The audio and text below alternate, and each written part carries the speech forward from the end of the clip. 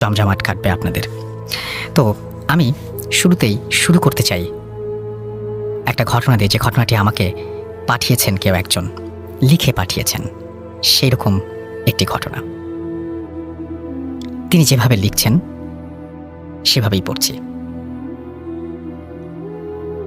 আমার নাম রিয়াদ।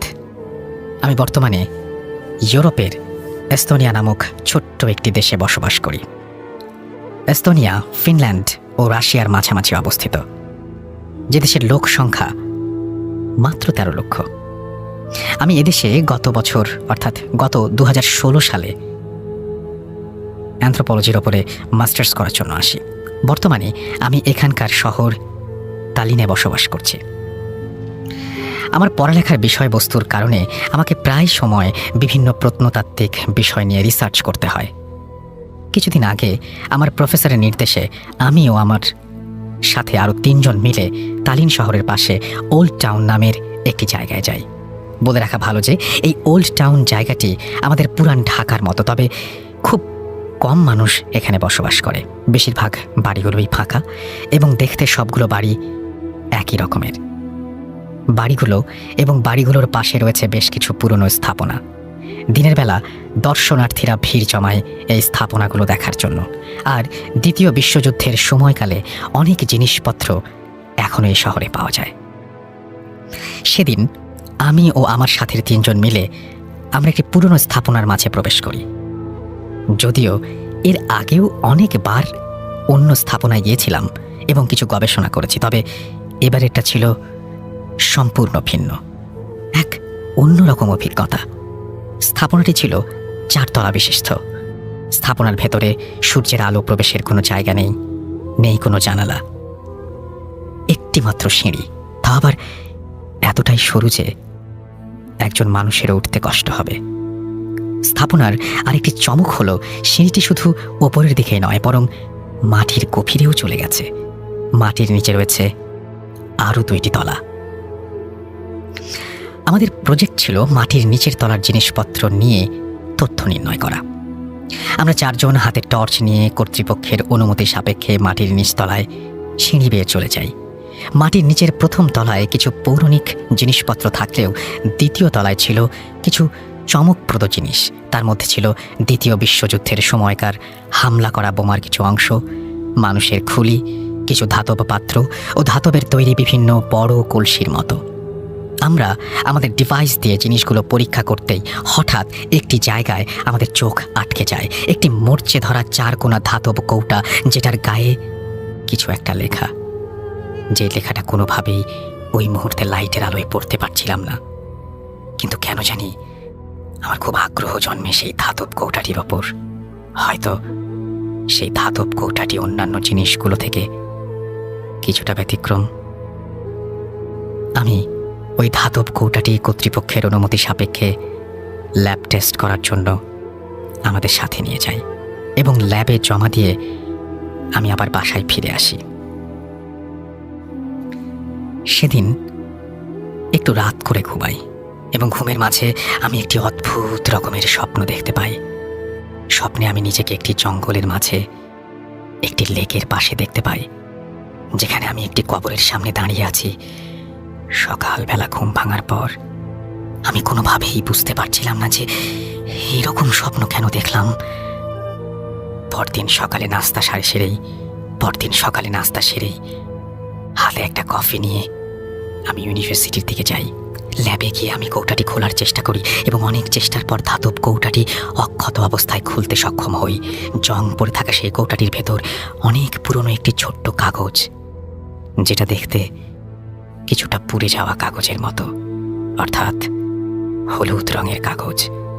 যদি অনেক দিন ভাঁজ করে রেখে দেওয়া হয় তাহলে যে লালচে ধূসর রং ধারণ করবে, সেই রকম।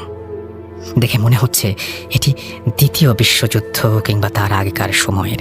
কাগজটি খোলার পর আমি একটি অদ্ভুত রকমের নকশা এবং কিছু লেখা দেখতে পাই। লেখাটি রাশিয়ান ভাষায় ছিল। আমি এই ভাষা জানি না বলে কাগজটি রাশিয়ান জানে এমন একজন রিসার্চারের কাছে পাঠিয়ে দেই। সে কাগজটি স্ক্যান করে পরীক্ষা করতে শুরু করে। পরদিন সে আমাকে জানায় যে কাগজে রাশিয়ান ভাষায় তাদের পৌরাণিক এক দেবতার নাম এবং কিছু মন্ত্র আছে। সেই সাথে সাথে সেই নকশার কথা জিজ্ঞেস করলে জানা যায় যে এটি একটি জায়গার নকশা, যা কিনা কেইলা নামক একটি গ্রামের নির্দেশ করে। এটা জানার পর এই বিষয়টি নিয়ে আমাদের টিমের আগ্রহ বাড়তে থাকে। পরদিন সকালে আমরা কেইলা গ্রামের উদ্দেশ্যে রওনা করি। নকশা থেকে পাওয়া ধারণা অনুযায়ী আমরা একটি গ্রামের ভেতর একটি জঙ্গল আছে, সেখানে যাই। আমরা জঙ্গলের ভেতর প্রায় 2-3 কিলোমিটার হাঁটতে থাকি, শুধুমাত্র সেই নকশা পরিশেষ দেখতে। বলে রাখা ভালো, ওই গ্রামের মানুষের কাছে শোনা যায় ওই জঙ্গলে নাকি দিনের বেলাতেও মানুষ যাতায়াত করে না, কি নাকি সমস্যা হয়। এই জঙ্গলটা গাছগাছালি এতটাই ঘন যে সূর্যের আলোটুকুও ঠিকভাবে পৌঁছয় না। অবশেষে নকশা অনুযায়ী জঙ্গলের মাঝে একটি জায়গায় রাস্তা শেষ হয়ে যায় এবং অন্য একটি দিক থেকে রাস্তা এসে ঠিক একই জায়গায় মেলে। বলা যায় আমরা একটি গোল চত্বরে পৌঁছে যাই। সেখানে আমরা ছোট্ট একটি লেক দেখতে পাই, কিন্তু লেকটা দেখার পরই আমার শরীরটা কেমন যেন হয়ে ওঠে, কারণ ঠিক এই রকম দেখতে একটা লেক আমি গতকাল রাতে স্বপ্নে দেখেছিলাম। লেকের পানি থেকে কেমন যেন তীব্র একটা দুর্গন্ধ বের হচ্ছিল। আমার লেকের প্রায় শুকিয়ে যাওয়া পানি ছিল কালো বর্ণের। আমার টিমের একজনের নাম ছিল অ্যান্ড্রু। সে লেকের দিকে দক্ষিণ পাশে দুটো গাছের মাঝামাঝি একটি উঁচু জায়গায় আবিষ্কার করে, যেটা নকশায় নির্দেশ করছিল। আর নকশায় এও বলা ছিল যে ওই উঁচু জায়গায় দেবতার প্রাণ শক্তির লুকায়িত আছে। আর টিমের অ্যান্ড্রু ছিল ক্যাথলিক আর বাকি দুজন ছিল নাস্তিক। তারা ডিসিশন নেয় যে ওই উঁচু জায়গাটি খুঁড়ে দেখবে কি আছে, কিন্তু আমার কেন যেন খুব বেশি একটা ভালো লাগছিল না। বারবার গত রাতের স্বপ্নের কথা মনে পড়ে যাচ্ছিল। খোঁড়াখুঁড়ি করার যন্ত্রপাতি না থাকায় সেদিন আমরা ফিরে চলে যাই। সেদিন রাতে বাসায় এসে নিজে রান্না ও ডিনার শেষ করতে করতে লেট হয়ে যায়। বিছানায় পিঠ লাগাতেই ঘুম চলে আসে। কখন যে ঘুমিয়ে যাই নিজেও টের পাইনি। সেদিন রাতেও আমি সেই আগের রাতের সেই স্বপ্ন দেখতে পাই এবং আরও দেখতে পাই যে কি যেন একজন আমাকে বলছে সেই জঙ্গলের মাঝে লেকের কাছে না যেতে। বারবার আমাকে হাত দিয়ে না যাবার নির্দেশ করছে কিংবা কিছু একটা বারণ করছে।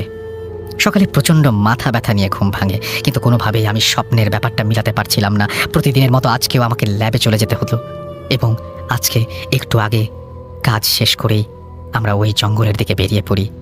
আমি আমার গত দুরাতের স্বপ্নের কথা কোনোভাবেই আমার টিমের কাউকে বলতে পারছিলাম না, কারণ তারা কেউ আমার কথা বিশ্বাস করবে না।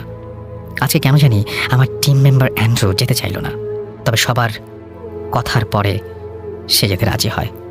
আর আমি কেমন যেন ভয় পাচ্ছিলাম, আবার কৌতূহল হচ্ছিল। মনে হচ্ছিল যদি ভালো কিছু একটা পেয়ে যাই তাহলে আমার থিসিসের কাজে অনেক সহায়ক হবে।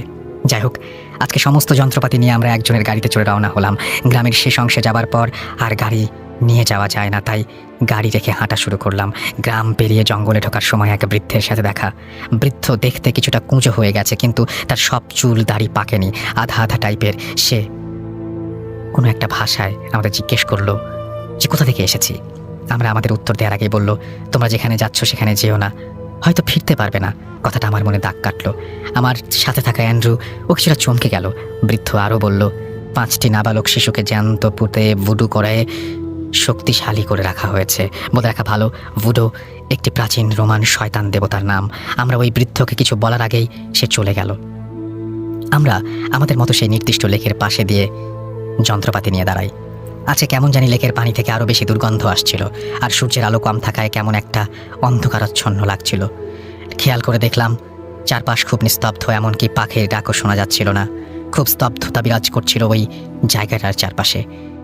যাই হোক, আমরা আমাদের কাজ শুরু করে দিলাম। যেহেতু জায়গাটা জঙ্গলে, কারো ব্যক্তিগত প্রপার্টি নয়, তাই মাটি খোঁড়ার জন্য কোনো অনুমতি নেওয়ার প্রয়োজন হয়নি।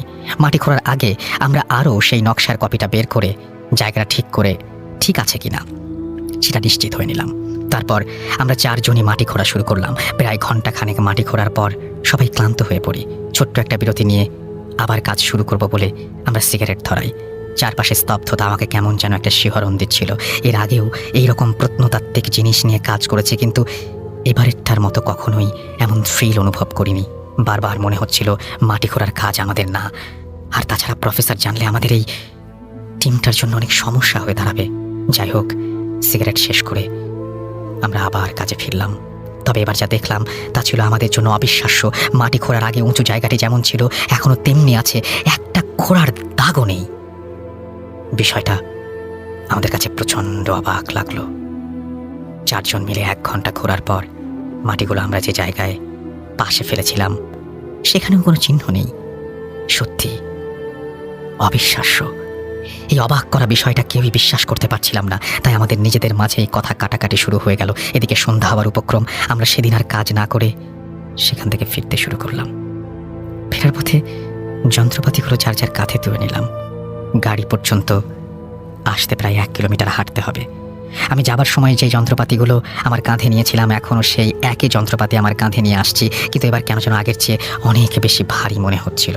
হাঁটার সময় আমার বারবার মনে হচ্ছিল কে যেন আবার ঠিক ঘাড়ের পেছনে নিঃশ্বাস ফেলছে, আর আমার ঘাড়ে প্রচণ্ড ওজন অনুভব করছিলাম। বারবার চমকে উঠছিলাম আমাদের পেছনে কারো হেঁটে আসার আওয়াজ শুনে।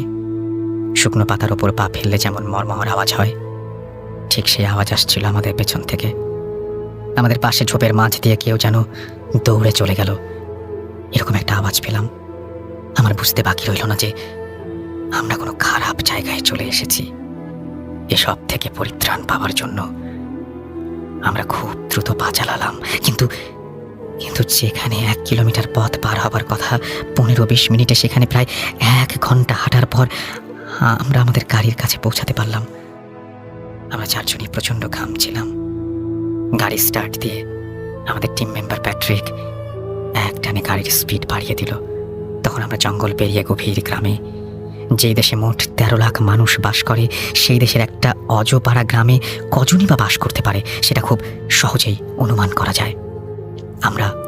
আমাদের গাড়ি থেকে আমরা আশেপাশে কোনো বাড়িঘর দেখতে পাচ্ছিলাম না। অনেক দূরে একটা উঁচু গির্জা ছাড়া আর কিছুই চোখে পড়ছিল না। কেমন যেন গাড়িটা খুব ভারী লাগছিল। গাড়ির স্পিড কোনোভাবেই বাড়ছিল না। মনে হচ্ছিল কোনো একটা যেন কিছু গাড়িটাকে আটকে ধরে রেখেছে পেছন থেকে। মোটামুটি বেশ কিছুক্ষণ পর আমরা শহরে প্রবেশ করি। সেদিন রাতে আমি 1 মুহূর্তের জন্য ঘুমাতে পারিনি। বারবার সেই স্বপ্ন আর স্বপ্নের সাথে মিলে যাওয়া জায়গাটির কথা মনে হচ্ছিল। পরদিন সকালে জানতে পারি আমাদের সাথে থাকা আরেকটি টিম মেম্বার টেরেন্স গত রাতে সিঁড়ি থেকে পড়ে পা ভেঙেছে, আর অ্যান্ড্রু প্রচণ্ড জ্বর। প্যাট্রিকের সাথে কথা বলার পর জানতে পারলাম প্যাট্রিক নাকি সেদিন জঙ্গল থেকে ফেরার পথে এক অদ্ভুত রকমের জিনিস দেখে, যেটার কিনা সারা গায়ে ছোপ ছোপ দাগ, মুখটা কিছুটা ঘোরার মতো, আর হামাগুড়ি দিয়ে সেই উঁচু জায়গাটা থেকে আমাদের পেছন পেছন আসছিল। অ্যান্ড্রু সুস্থ হবার পর ওর কাছ থেকে জানতে পারি আমি যেই স্বপ্ন দেখছিলাম ও নাকি সেই স্বপ্নই দেখেছে, কিন্তু লজ্জায় কাউকে বলতে পারিনি। তখন বুঝতে পারি কেন অ্যান্ড্রু চেয়েছিল যাবে না। কিন্তু 2 জন ঠিক একই রকম স্বপ্ন দেখা আর বাস্তবে সেটার সাথে মিল পাওয়া সবকিছু কি কাকতালীয়? আর প্যাট্রিকের বর্ণনা দেওয়া সেই অদ্ভুত জিনিসটির ব্যাখ্যা, এগুলো সবই কি মিথ্যা? পরে আমরা স্থানীয় লোকজনদের কাছে জানতে পারি যে 2য় বিশ্বযুদ্ধের পর অনেক লাশ ওই জঙ্গলের মাঝে লেকে ফেলে দেওয়া হয়েছিল। তার আরও আগে লেকের পাশে উঁচু জায়গাটাতে কয়েকজন মহিলা 5টি বাচ্চাকে জ্যান্ত পুঁতে ফেলেছিল, আর তাদের ভুডো নামের দেবতাকে সন্তুষ্ট করার জন্য এগুলো করা হয়েছিল। আর তারপর থেকেই ওই জায়গাটি অভিশপ্ত। আমরা সেই জায়গা ছেড়ে চলে আসার সময় আরও জানতে পারি যে এই জায়গাটিকে পরিত্যক্ত ঘোষণা করা হয়েছে। আমি এখনও যখন সেই দিনটির কথা ভাবি তখনই আমাকে সেই রহস্য হাতছানি দেয়। আমি এখনও আমার স্বপ্ন আর বাস্তবতার কোনো ব্যাখ্যা পাইনি কোনো সুরাহা। এই ছিল ঘটনা। চমৎকার একটি ঘটনা, এবং আশা করছি যে এই ঘটনাটি আপনাদের ভালো লেগেছে এবং আনন্দ দিতে পেরেছে। যদি আনন্দ দিতে পারে তাহলে আমরা খুশি হব, এবং আমরা খুব দ্রুত আমাদের ইমেল অ্যাড্রেস সব কিছু আপনাদের জানিয়ে দেবো, যেখানে আপনারা ঘটনা পাঠাতে পারবেন। আপনারা ঘটনা জমিয়ে রাখুন। কিছুদিনের মধ্যে আমরা আপনাদের জানিয়ে দেবো যে কীভাবে আমাদের সাথে সেই ঘটনাগুলো শেয়ার করবেন। আপনারা কোনো ঘটনা পেলে সেই অডিও ক্লিপগুলো আপনারা রেকর্ড করে রাখুন, এবং আমরা বলা মাত্র আপনারা যেন সেখানে পাঠিয়ে দিতে পারেন।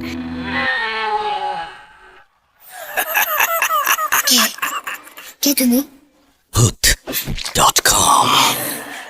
The fear returns with Russell.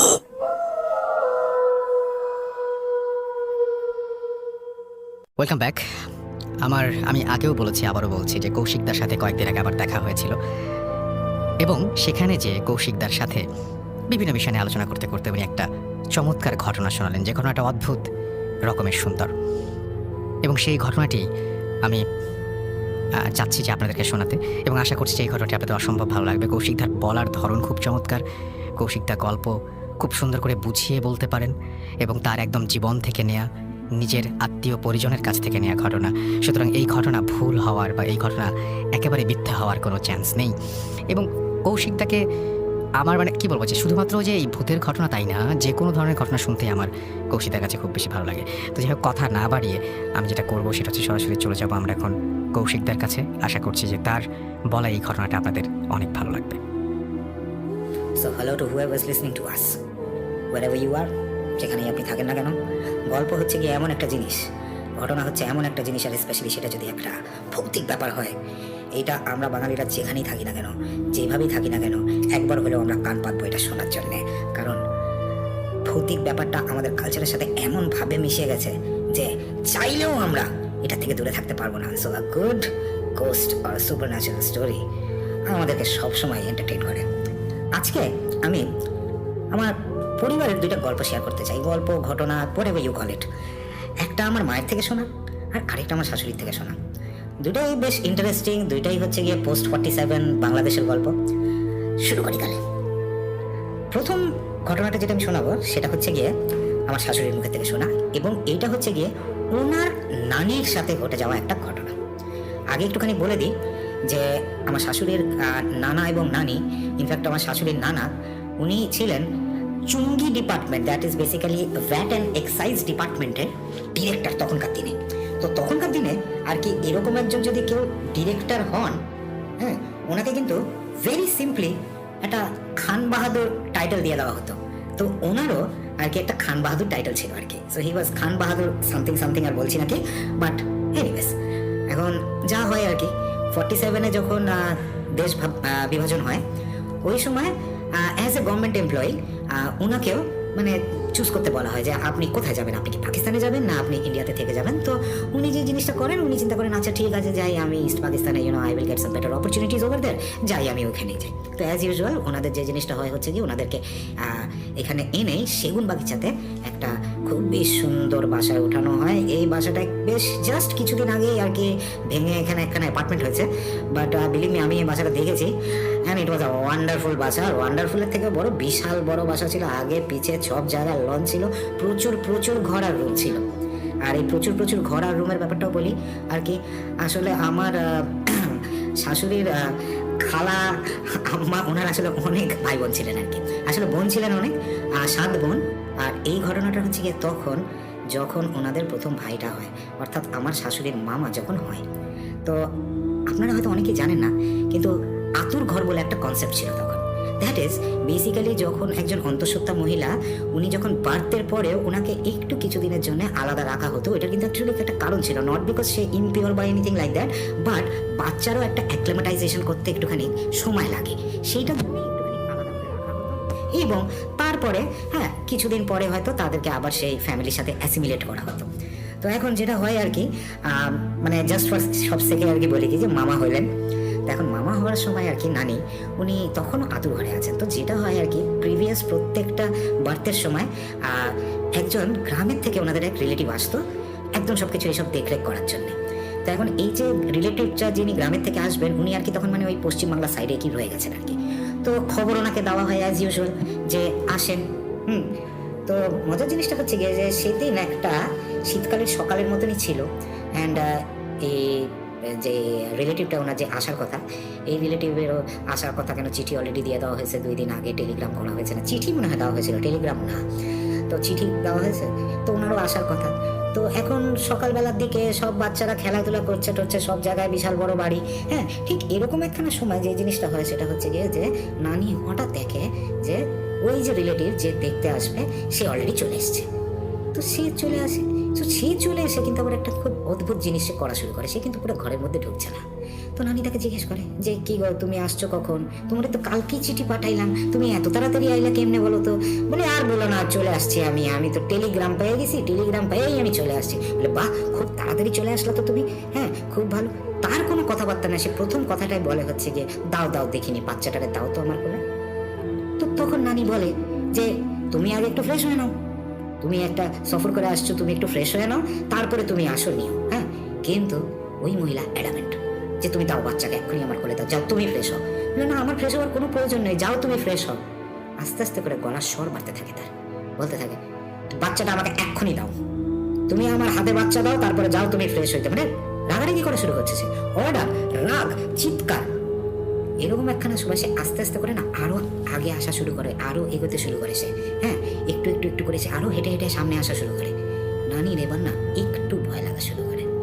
নানি এবার একটা জিনিস বোঝে যে somewhere down the line something is wrong, কিন্তু কি রং সেটা উনি কিন্তু এখনো পর্যন্ত বুঝতে পারেন নাই।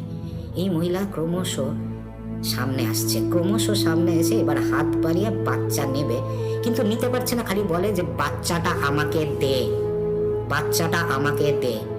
এরকম সময় নানি কিছু বুঝতে পারেন না, কিন্তু নানিও খুব ডাকসেটে মহিলা ছিলেন, বুঝতে হবে একজন খান বাহাদুরের স্ত্রী, বুঝতে হবে সে is almost like lord something and lady something.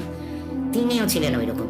ঠিক এই মহিলা যখন কাছাকাছি আসছে, এত একটু কাছাকাছি, নানির গায়ে যত জোর ছিল সেই দিয়ে সে কষায় একটা লাথি মারে। এবং অদ্ভুত ব্যাপারটা হচ্ছে গিয়ে লাথিটা খেয়ে মহিলা উড়ে চলে যায় একদম দরজার কোনায় ওইখানে। তারপরে হ্যাঁ, সে ওই দরজার ওইখান থেকে নিজেকে ঘষ্টাইতে রীতিমতন ড্র্যাগ করতে করতে এনে মাথাটা বার করে বলে, বলতেছি তোরে দে, তুই দিস না কেন, বলতেছি তোরে দে। হ্যাঁ, এই সময় নানি চিৎকার করে ওঠে।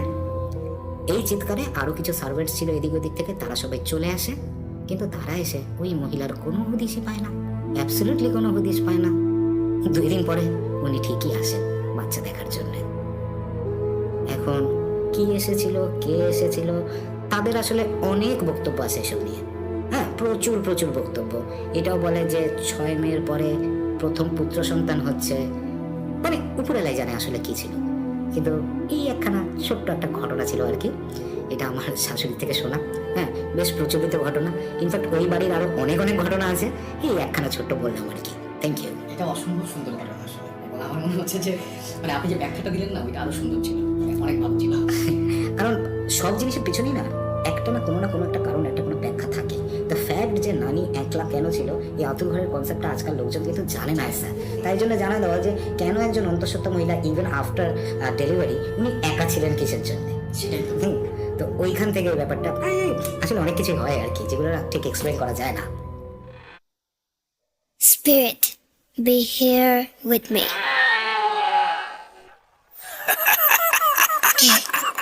কে তুমি? Hoot.com. The fear returns with Russell.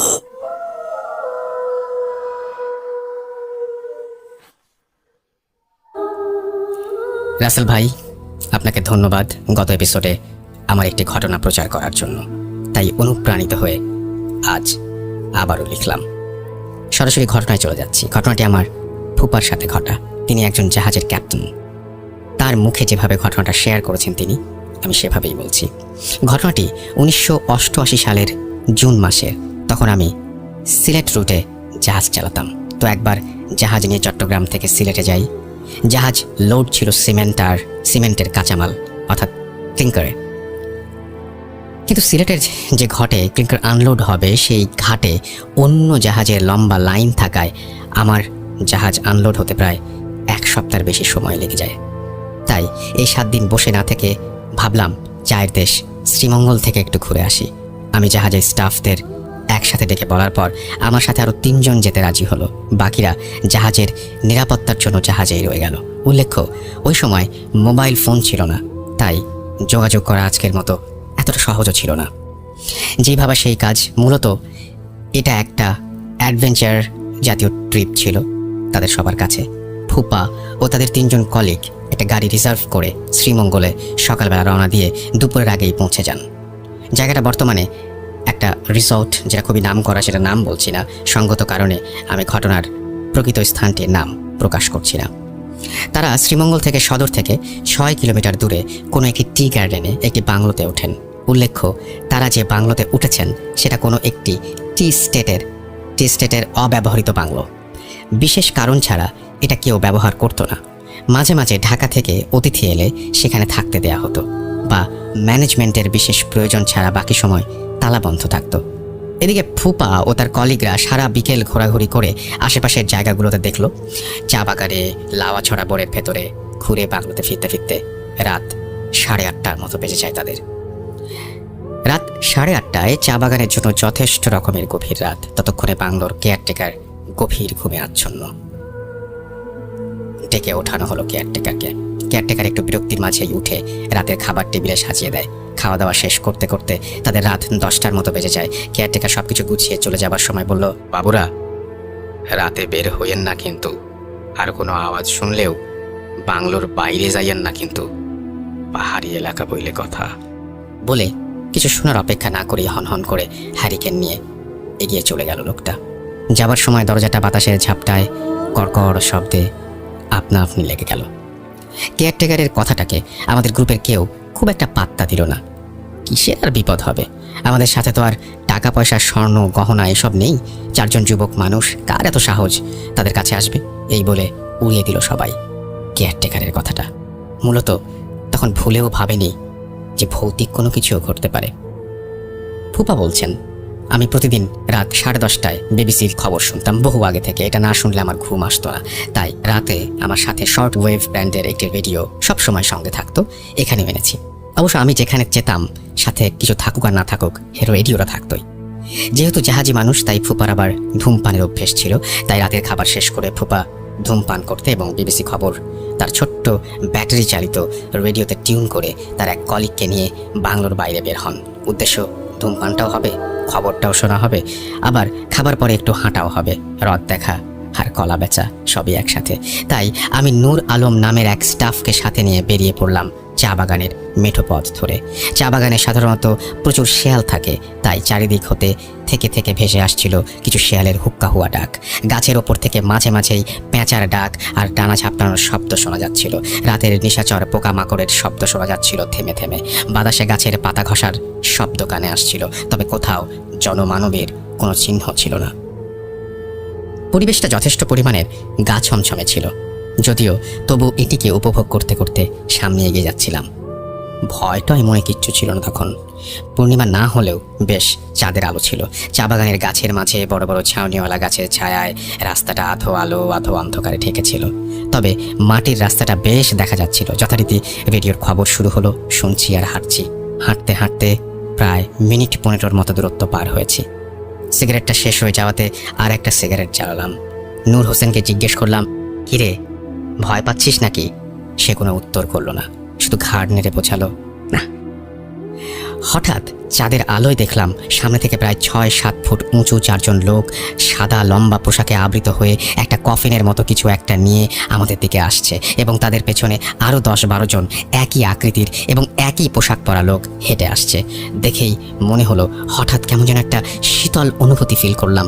মানুষ হাঁটলে পায়ের মুভমেন্টের কারণে বডিটা উঁচু নিচু হয়, হাতের সামনে পেছনে যায়, কিন্তু লোকগুলো এমনভাবে আসছে কারো শরীর নড়ছে না, যেন বাতাসে ভেসে ভেসে আসছে এদিকে। দেখে হঠাৎ কলিজায় চাপ অনুভব করলাম। এমন দৃশ্য এই সময় এই জায়গায় দেখবো সেটা ভুলেও ভাবনাতেও আসেনি। আমি একা সাথে নূর হোসেনকে জিজ্ঞেস করলাম, কিরে, তুই কিছু দেখতে পাচ্ছিস নাকি সামনে? সে উত্তর দিল, না। আমি বললাম, এত রাতে কোনো মানুষ মারা গেলে তো কাউকে দাফন করে না, সকালে সকালে দিবে বা দিনে দিবে, তাহলে এরা আসলো কোত্থেকে? লাশ দাফন করতে যাচ্ছে, কিন্তু সাথে একটা লাইট, টর্চ, হ্যারিকেন কিচ্ছু নেই। কিরে? নূর হোসেন নীরব, কোনো উত্তর নেই তার। দেখতে দেখতে কফিনগুলো সহ লম্বা অবয়বগুলো আমাদের পাশে আসলো, আর ঠিক সেই মুহূর্তেই রেডিওতে চালানো খবরটা হঠাৎ ঝিরঝির করতে লাগলো। মনে হলো চ্যানেলটা হঠাৎ করে রেডিও সিগন্যাল হারিয়ে গিয়েছে। কিন্তু এটা কিভাবে সম্ভব? এতক্ষণ ফুল ক্লিয়ারভাবে অনুষ্ঠান চলছিল, 1 সেকেন্ডের মধ্যে সিগন্যাল নেই। এটা ভাবতে ভাবতেই ওই 4 জনের হাত থেকে কফিনটা একদম আমাদের পাশে এসে পড়লো বিকট শব্দে, আর কফিনের ঢাকনাটা খুলে গেল। ভেতর থেকে বেরিয়ে এলো লাশের মুখ। এ যেন কেউ না, আমার সাথে বের হওয়া নূর হোসেন, যে এতক্ষণ আমার সাথে ছিল। এটা তো তারই লাশ। লাশটার মুখ পোড়া, বিভৎস। বুকের ভেতরটা ছ্যাঁত করে উঠল। ঠিক তখনই আমার নাকে ভেসে আসতে লাগলো ভয়ঙ্কর মাংস পচা বোটকা গন্ধ। কতটা ভয়াবহ ছিল সেই গন্ধটা, সেটা শব্দ দিয়ে বোঝানো সম্ভব নয়। আমি আমার জীবনে এত ভয়াবহ গন্ধ কোনোদিন পাইনি। যখন জায়গাটা শুনশান, নীরবতা, সমস্ত পাখির ডাক, শেয়ালের শব্দ সব যেন একসাথে বন্ধ হয়ে গেছে, তখনও আমার হাতে সিগারেট জ্বলছে। কফিনের সাথে অবয়বগুলোর দিকে তাকিয়ে যেতেই বুঝতে পারলাম প্রত্যেকের মুখ পোড়া, বিভৎস, কারো চোখ নেই, মুখমণ্ডল নেই, সম্পূর্ণই পোড়া। দেখে গায়ের সব পশম আমার দাঁড়িয়ে গেল। সাথে থাকা নূর হোসেনের দিকে তাকালাম। আমার সারা শরীর ঝিমঝিম করছিল। হঠাৎ এতটা মানসিক চাপ নিতে না পেরে পড়ে যাচ্ছিলাম, তাই নূর হোসেনের হাতটা ধরতে যাচ্ছিলাম শক্ত করে, কিন্তু এ কি, আমার হাত তার শরীর ভেদ করে এপার থেকে ওপারে চলে গেল। তার মানে এতক্ষণ আমি যার সাথে হাঁটছিলাম, কথা বলছিলাম, সেও অশরীরী। আমি চিৎকার করতে পারছিলাম না, সারা শরীর ঘেমে ভিজে গেছে, আমার কণ্ঠ থেকে কোনো শব্দ বের করতে পারছিলাম না। ঠিক এমন সময় কফিনের ভেতরে থাকা সেই লাশটি প্রচণ্ড জোরে গোঙাতে লাগলো। আমি কোনো কিছু না ভেবে পেছনের দিকে গায়ের সমস্ত শক্তি দিয়ে দৌড় দিলাম। সিগারেট, রেডিও কি কোথায় পড়লো তার কোনো হদিস ছিল না। রুদ্ধশ্বাসে ছুটলাম যেদিক থেকে এসেছি। আমি দৌড়াচ্ছি আর মনে হচ্ছে গোঙানির শব্দটা আমার কাঁধের নিকট আরও নিকটতর হচ্ছে। আমাকে কেউ পেছনে ধাওয়া করছে। ঠিক সেই সময় শেয়ালের ডাক শুনতে পাচ্ছিলাম। মনে হচ্ছিল শত শত শেয়াল একসাথে আমাকে ঘিরে ধরেছে। জীবনে কখনো এত ভয় পাইনি। প্রাণ পরে দৌড়াচ্ছিলাম বাংলোর দিকে। দৌড়তে দৌড়তে বাংলোর জায়গাটায় যখন এলাম, তখন দেখি সেখানে কোনো চিহ্ন নেই, বাংলোর চিহ্ন নেই। চা বাগানের থুতু প্রান্তর। আর চাপ নিতে পারছিলাম না। দিক বিদিক শূন্য হয়ে যেদিকে পেরেছি দৌড়েছি। কতক্ষণ দৌড়েছি মনে নেই। দৌড়াতে দৌড়াতে হঠাৎ কোনো একটা গর্তে পড়ে যাই। আমার স্নায়ু আর চাপ নিতে পারে নাই। আমি তৎক্ষণাৎ জ্ঞান হারাই। কতক্ষণ এভাবে ছিলাম জানি না। হঠাৎ বজ্রপাতের শব্দে আমার শরীর আর মুখে বৃষ্টির পানির ফোঁটায় আমার জ্ঞান ফেরে। বজ্রপাতের আলোতে আমি দেখি একটা খ্রিস্টিয়ানদের পুরনো এক কবরের ভেতরে আমি পড়ে আছি। প্রত্যেকটা কবরের ওপরে ক্রস চিহ্ন দেয়া। যেদিকে চোখ যায় শুধু কবর আর কবর। আশেপাশে থেকে শুধু কুকুরের কান্নার আওয়াজ আসছে এবং চারিদিক খুটখুটে অন্ধকার।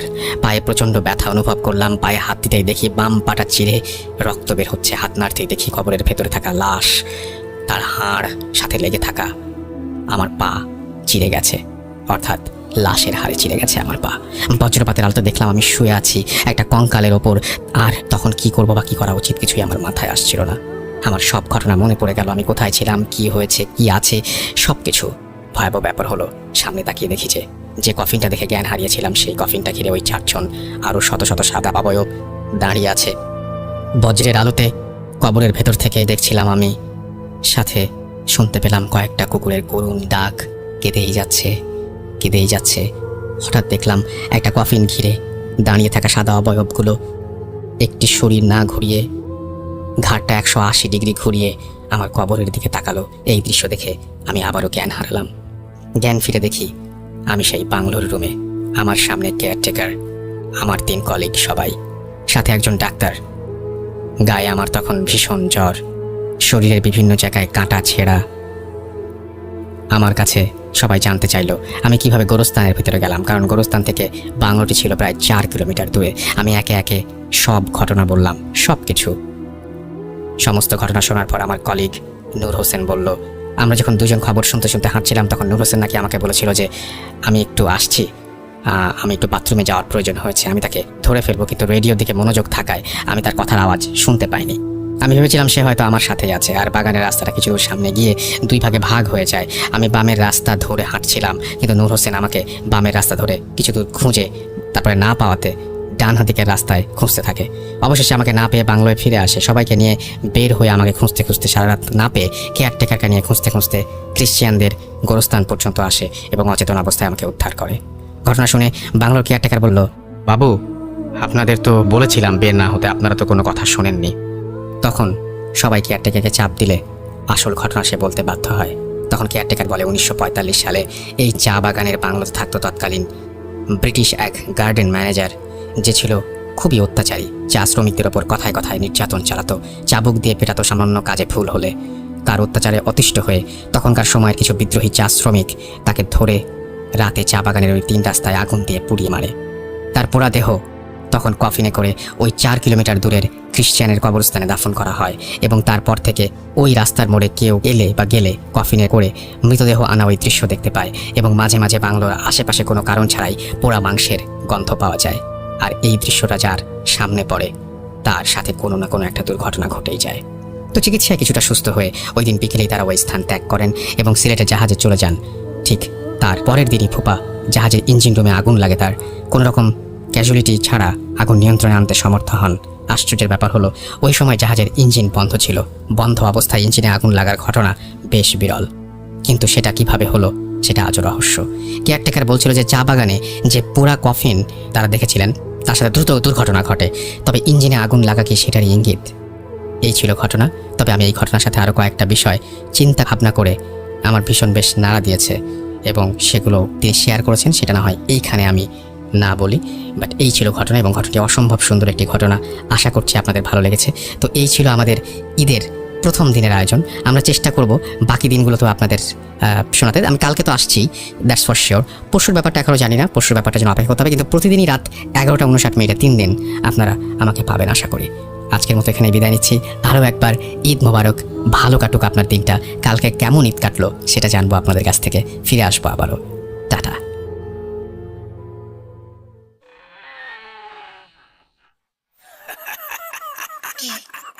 কে তুমি? Bhoot.com. The fear returns with Russell.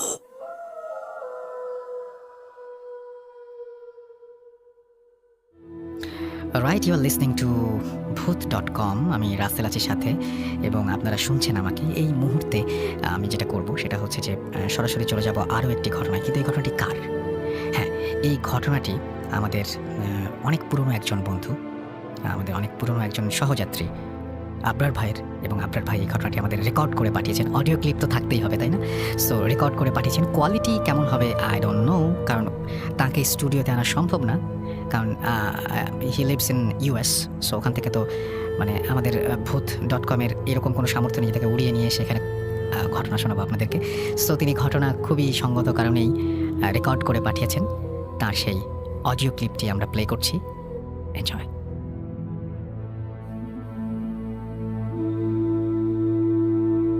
আসসালামু আলাইকুম রাসেল ভাই, কেমন আছেন? আশা করি ভালো আছেন।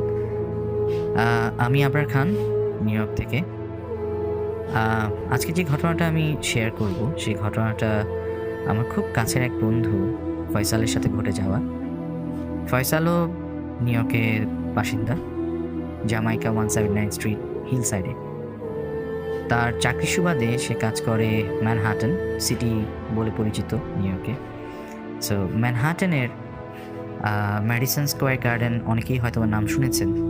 তার আশেপাশেই সে কোনো একটা প্রতিষ্ঠানে চাকরি করছে। তার চাকরির সময়টা দেখা যায় যে বিকাল থেকে শুরু হয় এবং রাত্রে 11টা সাড়ে 11টা পর্যন্ত তার ডিউটিতে থাকতে হয়। তো প্রায় দিনই বাসায় ফেরে সে অনেক রাত্রেবেলা, দেখা যায় যে 12টা সাড়ে 12টার দিকে হয়তো বা ট্রেনে উঠছে, রাত 1টা 1:30টার দিকে ফিরছে। তো যেদিন ঘটনাটা ঘটেছিল সেদিন আসলে বেশ বরফ পড়েছিল। আপনারা জানেন অনেকেই যে নিউ ইয়র্কে শীতের সময় মাঝে মাঝেই বরফ পড়ে থাকে, এবং যতই বরফ পড়ুক আমাদের আসলে এই বরফের ভিতরেও কাজে যেতে হয় বা কাজ থেকে ফিরতে হয়। কাজকে কোনোভাবেই আমরা মানে ছেড়ে থাকতে পারি না আর কি। তো নিজের জীবিকার তাগিদেই সেদিন অনেক বরফ পড়ার কারণেই ফয়সাল তার কাজে যোগ দেয় এবং কাজ শেষ করে রাত্রে 11:30টার জায়গায় সেদিন একটু দেরি হয়ে যায়, রাত 1টার দিকে রওনা করে। তো রাত 1টার দিকে যখন রওনা করে, আনুমানিক রাত 1:30টার দিকে সে পেন স্টেশন নামে পাশের যে ট্রেন স্টেশনটা সাবওয়েতে, সেই সাবওয়েতে অপেক্ষা করছিল। এবং রাত্রেবেলা যেটা হয় নিউ ইয়র্কে, যারা নিউ ইয়র্কবাসী বা যারা দীর্ঘদিন আমেরিকায় আছেন বা যারা ঘুরতে এসেছেন, অনেকেই হয়তো বা জানেন যে রাত্রেবেলা সাবওয়েতে ট্রেনগুলো যদি দেখা যায় অন্যান্য সময় দিনের বেলা 5 মিনিট 6 মিনিট পর আসে, কিন্তু রাত্রেবেলা আসে তাকে আধা ঘন্টা, ওই সময় 1 ঘন্টা পর্যন্ত। রাত 1:30টার থেকে সে অনেকক্ষণ অপেক্ষা করছিল, প্রায় রাত 2টার পরে একটা ট্রেন আসে আর কি। তো সেই ট্রেনটা করে সে পেন স্টেশন থেকে আরেকটা ট্রেন স্টেশনে গিয়ে ওখান থেকে তার যে গন্তব্যের যে ট্রেনটা সেটা হচ্ছে এফ ট্রেন ধরার জন্য অপেক্ষা করতে থাকে। সেখানে প্রায় অনেকক্ষণ চলে যায়।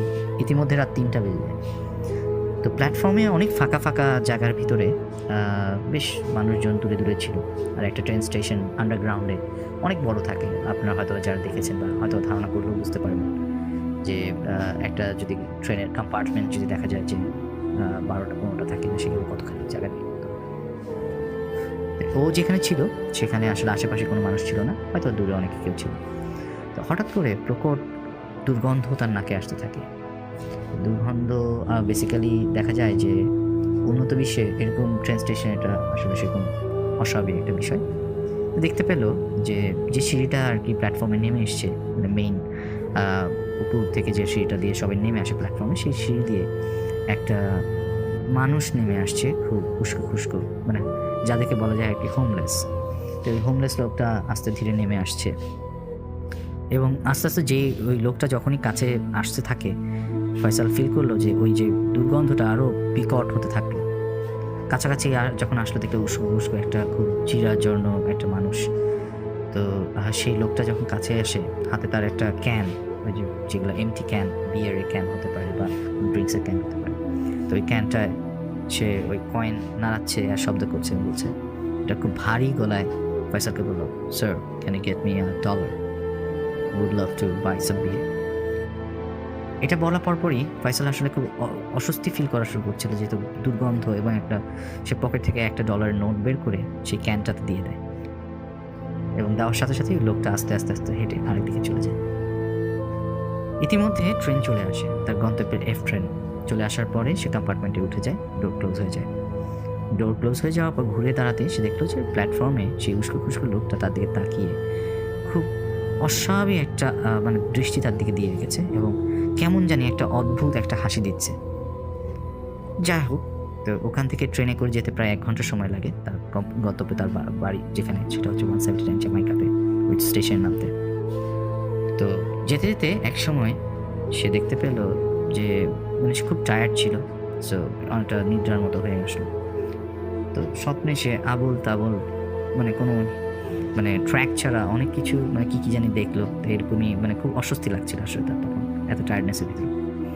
যখন ঘুম ভেঙে গেল তখন দেখলো প্রায় তার গন্তব্যের কাছাকাছি চলে এসছে। তো যখন আসলো ট্রেন থেকে নেমে গেল, নেমে হাঁটা শুরু করলো, ট্রেন স্টেশন থেকে বের হয়ে আসলো।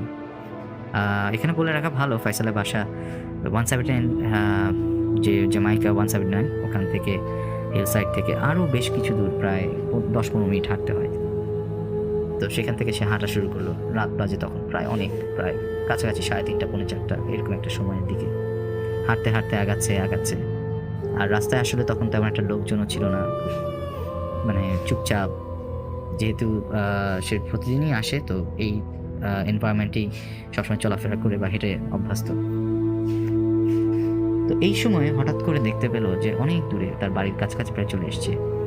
স্ট্রিট লাইটের আলোতে দেখতে পাচ্ছে যে একটা মানুষ কুঁজো হয়ে বসে আছে জাস্ট ফুটপাতের সাথে, এবং হাতে সম্ভবত কি যেন একটা উঁচা করে দিয়ে রাখছে, এবং একটু শব্দ শুনতে পাচ্ছে দূর থেকে, ছন ছন ছন, মানে সামথিং লাইক কয়েন্স। যখন কাছে চলে আসলো তখন স্পষ্টভাবে লোকটাকে দেখতে পেল। লোকটা তার দিকে উদ্ভট এক দৃষ্টিতে তাকিয়ে এবং একটা হাসি দিয়ে বলছে, sir can get me $1? would love to buy some beer.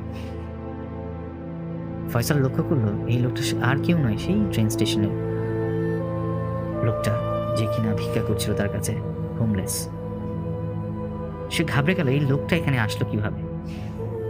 নিমিষেই সে অনেকটা দিশেহারা হয়ে গেল, দৌড়ানো শুরু করলো। দৌড়াতে রাস্তা শেষ হচ্ছে না, খুব অল্প সময় রাস্তা ছিল, হেঁটে গেলে হয়তো বা হার্ডলি 2-3 মিনিট লাগবে, তার মনে হচ্ছে অনেক সময় লাগছে। এই অবস্থায় যখন পৌঁছে গেল বাসার দৌড়ায়, তখন কোনোভাবে চাবি বের করে দরজা খুলে ঢুকে দেখতে পেল যে কমন যে রুমটা, যে কমন রুমে, সিটিং রুমে তার ফ্ল্যাটমেট বসে আছে। তাকে সব ঘটনা খুলে বললো হাঁপাতে। তার বন্ধুটা শুনে তাকে আস্তে আস্তে আগে নর্মাল করলো, পানিটাই খাওয়া, পানিটা নর্মাল করলো। ফয়সাল, তুমি এখন জানতে পারলে এই জায়গাটায় অনেক সময়ই দেখা যায় যে এরকম অনেকেই বলে যে একটা মানুষকে দেখা যায় এবং সে মাঝে মাঝে উধাও হয়ে যায়, এবং জানা যায়, মানে তার শোনা কথা আর কি, যে এই লোকটা একটা হাউস ছিল ওখানে, সে এক সময় কোনো এক কারণে একটা গাড়ির নিচে ঝাঁপ দিয়ে আত্মহত্যা করেছিল। তো ফয়সালের মনে একটা কোশ্চেন জাগে এরপর থেকে, যে এই লোকটা যদি এখানেই তাকে দেখা যায়, তাহলে কেন ম্যানহাটনে তার F ট্রেন ধরার যে ইন্টারচেঞ্জটা ছিল ওখানে কেন দেখেছিল। এরপর থেকে কখনো আর কোনো দিন ফয়সাল তাকে দেখেনি। কোনো একটা আড্ডায় যখন ফয়সাল আমাকে এই গল্পটা বলছিল, তখন আসলে আমি ফয়সালের ওই বাসাটাতেই বসেছিলাম, যে বাসায় আশেপাশে ওই হোমলেসটাকে দেখেছিল সে। আর এরপর পেছনটাকে দেখেনি। ধন্যবাদ রাসেল ভাই, ধন্যবাদ।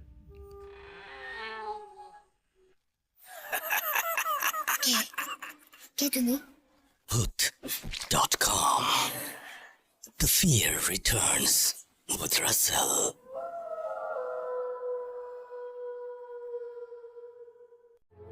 রাইট, আমাদের সঙ্গে আছেন আপনাদের প্রিয় আফনান ভাই, এবং আফনান ভাইয়ের ঘটনা শুনবো আমরা আজকে, এবং আশা করছি যে আফনান ভাইয়ের ঘটনা যেরকম আপনাদের পছন্দ সেরকম আজকেও অনেক বেশি ভালো লাগবে। চলুন শুনে আসি আফনান ভাইয়ের ঘটনা। থ্যাংক ইউ রাসেল ভাই। এখন যেই ঘটনাটি আমি শেয়ার করব, এই ঘটনাটি কালেক্ট করে দিয়েছে হচ্ছে আমাদের খুলনার ছোট ভাই সৈকত। এবং খুলনার যত স্টোরি আমি বলেছি সাধারণত ওই সৈকতের মাধ্যম দিয়েই, আর একটা ছেলে আছে রূপম, এই দুইজনের মাধ্যম দিয়ে খুলনার চমৎকার চমৎকার স্টোরিগুলো আমি পেতাম। এবারও সৈকত আমাকে খুব সুন্দর একটি স্টোরি এনে দিয়েছে।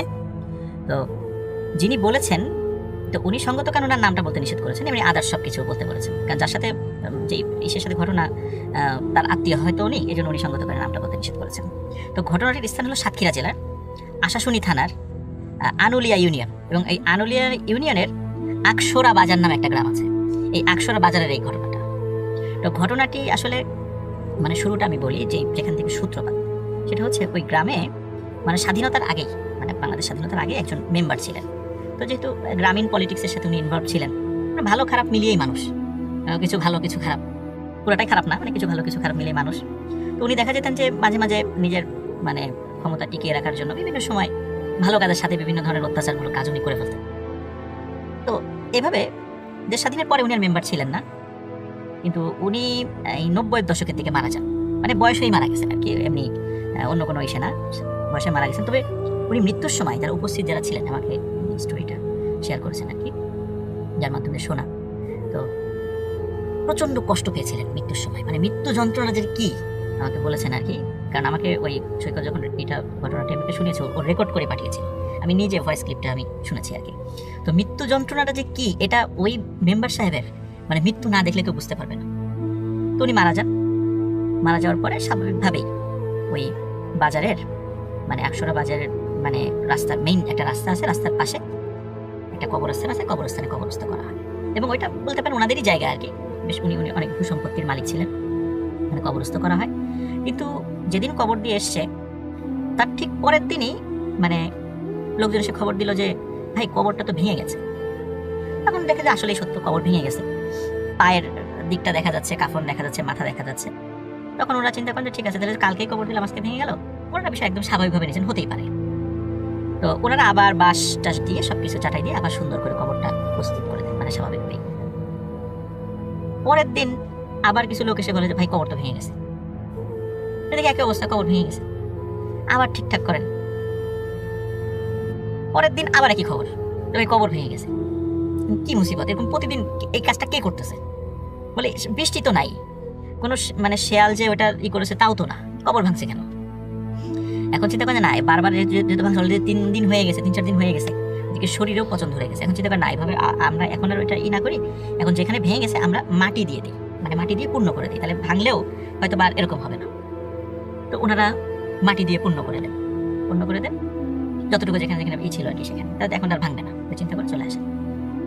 পরে একই ঘটনা, যে ভাই কবর ভেঙে গেছে, মানে অবাক ব্যাপার, মাটি তো দিয়ে আসছে, এখন তো মানে কবর তো ভাঙার কোনো কথাই নেই, ভিতরে তো ফাঁকা জায়গা নেই, যে দেখে আসলে একই অবস্থা ওরকম। উনি চিন্তা করেন নিশ্চয়ই এটা কোনো, যেহেতু মাটি দেওয়ার পরে কবর ভাঙছে, নিশ্চয়ই ওনার সাথে শত্রুতা ছিল, এমন কোনো লোক ইচ্ছা করে এই কাজটা করছে। তখন ওনারা চিন্তা করে পাহারা বসায়, যে কবর আবার ঠিক করে পাহারা বসায়। দেখে যে কিছুই না, পাহারাদাররা যখন একটু মানে কোনো কারণে একটু অচেতন হয়ে গেছে বা সকাল হয়ে গেছে, বাসায় চলে গেছে, কিন্তু যখনই ওখানে কোনো লোক না থাকে ওরা এসে দেখে কবর ভেঙে গেছে। এই ধরনের ঘটনা কন্টিনিউয়াস হচ্ছিল। এখন চিন্তা করেন যে এটা কেউ নিশ্চয়ই করতেছে, এটা ধরতে হবে। এখন ধরার তো কোনো উপায় নাই, চিন্তা করে আসলে কে করছে, ওটা সন্দেহ লাগে যে আসলে এটা কি মানুষের কাজ না কিভাবে কি হচ্ছে, এটা তো বুঝতে পারছি না। তখন ওনারা কি করে, কবরটা পরের দিন আবার ঠিক করে চতুর্দিকে এমনভাবে কিছু মানে হালকা মাটি দিয়ে রাখে যে ওখানে যে কারো মানে পা পড়লে একটা ছাপ সৃষ্টি হবে।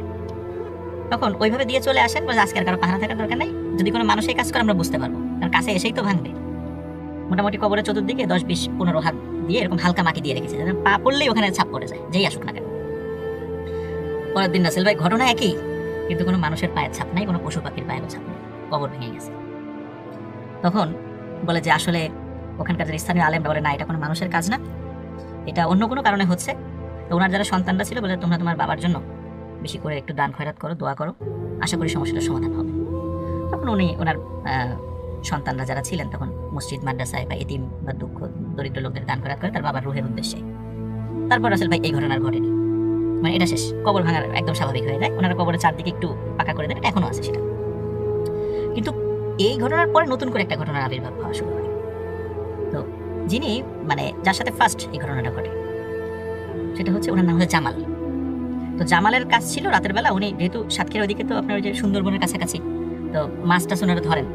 উনি কি করেন যে সারাদিন মাছ ধরেন, ধরে মোটামুটি গভীর রাত পর্যন্ত মাছ ধরে এসে বাসায় সকাল মানে রাতের বেলা বাসায় এসে ঘুমান, সকালবেলা বাজারে গিয়ে আবার মাছ বিক্রি করেন। এটা ওনার প্রতিদিনের কাজ ছিল। তা উনি এরকম মাছের ঝুড়িতে মাছ নিয়ে মাথায় করে আসছিলেন। তো ওই যে বাজারটা, যে কবরস্থানের দিকে যাওয়ার সময় হঠাৎ করে গম করে একটা আওয়াজ হয়, গম করে। মানে অনেক সময় দেখা যাচ্ছে যে কোনো একটা বইয়ের বস্তা যদি আমরা ফ্লোরের পর হঠাৎ করে ফেলি, দম করে একটা আওয়াজ হয়, যেটা ঠিক ওই রকম আওয়াজ, দম করে একটা আওয়াজ হয়।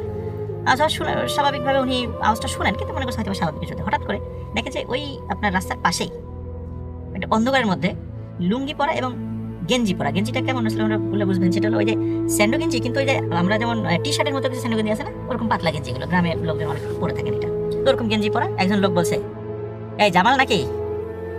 তখন উনি বলছে, হ্যাঁ কাকা। বলে, মাছ কেমন পাইলি? বলে, হ্যাঁ আলহামদুলিল্লাহ ভালোই পেয়েছি মাছ। বলে, আচ্ছা ঠিক আছে যা তাহলে। তো উনি চলে যাচ্ছে, যাওয়ার পরে আবার ওই গম করে আবার একটা আওয়াজ হয়েছে। তখন উনি চিন্তা করছে যে আবার শব্দ হইল। তখন হঠাৎ করে ওনার মনে হচ্ছে, আচ্ছা আমি কার সাথে কথা বললাম?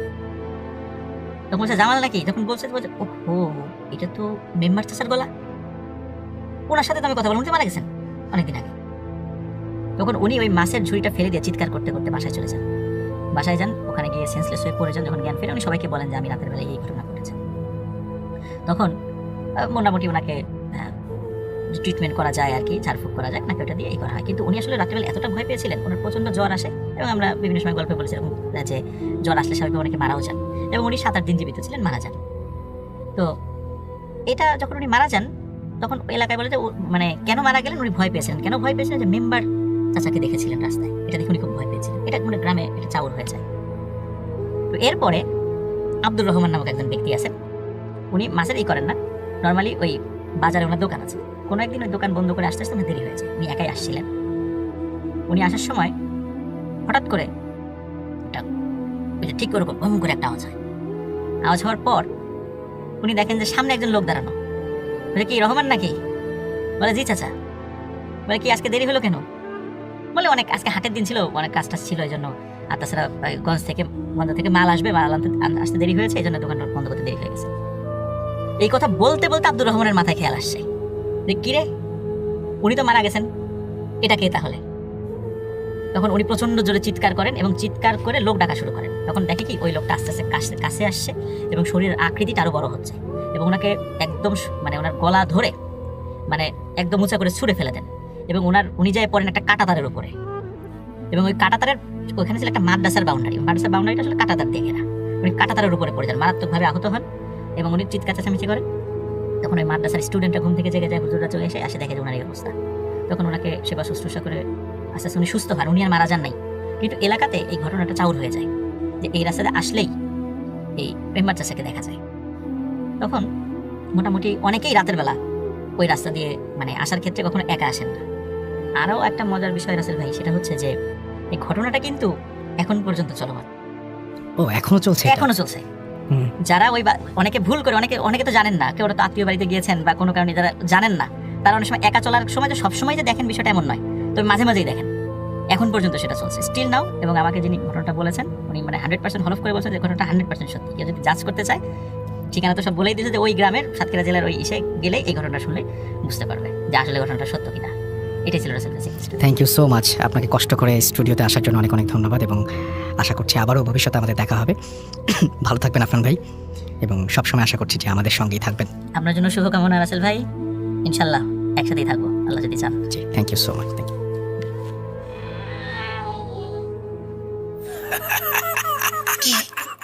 কে তুমি?